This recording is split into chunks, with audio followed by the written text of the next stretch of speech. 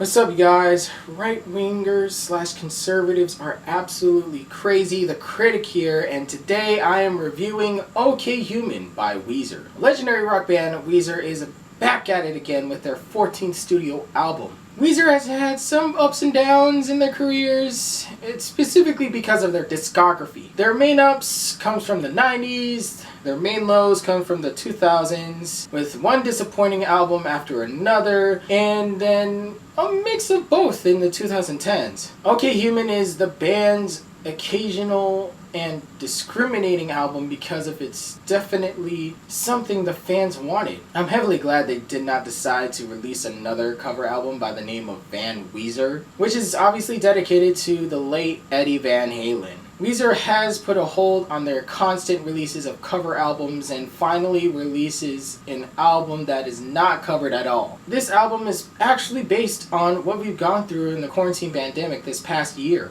All My Favorite Songs is one of the catchiest I've heard in 2021 so far. It starts off as a song Weezer should be making at this point in their careers. Rivers Cuomo approaches the song as an emotion of depression. All my favorite songs are somewhere, baby.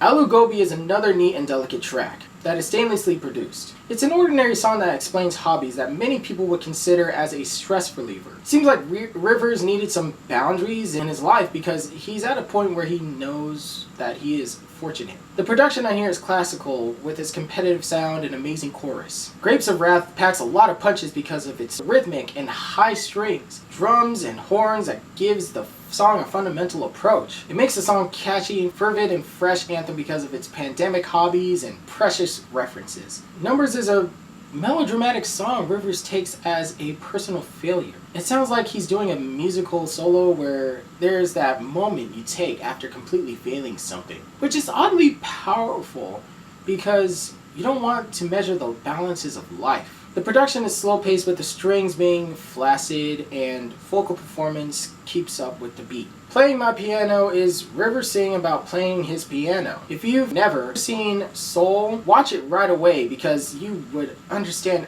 what I'm referencing. Anyways, like the main character of the movie, he explains how he gets lost while playing the piano. The vocal performance and chorus proves what I'm explaining. Also, I'm starting to get concerned about Rivers' health issues because he admits that he hasn't washed his hair for at least 3 weeks. I shouldn't be as disgusted as I am because there are people who tend to do that during a pandemic. Mirror Image is another song on this streak that connectively encircles. It's an extension of Playing My Piano because it's broad-loomed, transitions, and it's one of the shorter songs here up to the point where it sounds like an interlude. River does have a few lyrical moments as well, which makes the song better. I love the production on screens, but at the same time the lyrics are pretty repetitive. The reason why I say it's repetitive is because Rivers explains his fear of technology, which is cringy. I don't want to sound ageist or anything, but come on, dude. You're not really that old enough, and, you know, you're not really a boomer.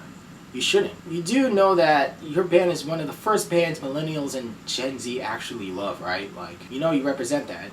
Are you aware of your own audience? Unfortunately, Screens continues that boomerish streak where I think Rivers watched the Netflix documentary Social Dilemma. He tends to have a constant fear of his kids staring at the screen all the time and not doing really much productive, which a lot of parents do fear at the same time because, you know, we're in a pandemic. And what else are teenagers supposed to do? Bird with a Broken Wing is a depressing track that is needed during uncertain times. Dead Roses is another depressing track, but less better than the one before. It does have its moments though, so. Here Comes the Rain begins an ascension of a fun song about learning how to progress through uncertain times. It's also centered around cyberbullying for some odd reason, which continues Rivers' hate for social media because of specifically cancel culture. The Brea Tower Pitch concludes the album with its amazing piano strings and vocal performance. Rivers portrays himself as someone who is being canceled and not really relevant anymore, which proves that he really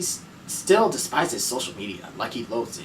The tar pits metaphorically explains that he wants to be saved from it at the same time. So, I mean, I don't understand why he despises social media so much. Overall, I think this album is one of Weezer's fanciest albums they've made. The band does not go down to this sightless path at all because the transitions are very narrow. They do find a lot of inspiration from British 60s bands as well. Rivers Cuomo makes a highlight with his personal, profound, and yet simplistic lyrics. His realization seems to scare him a lot at this point in his life specifically. His hate and fear of social media, he is afraid of what his relevancy might become in the future, and now he is fighting and begging to stay relevant at this point of his career. Each of the tracks continue to use that relativity, but it's less focused than the first. So yeah, I'm gonna give OK Human by Weezer a B. Let's switch it up. Hey guys, what did you think about this album? Be sure to like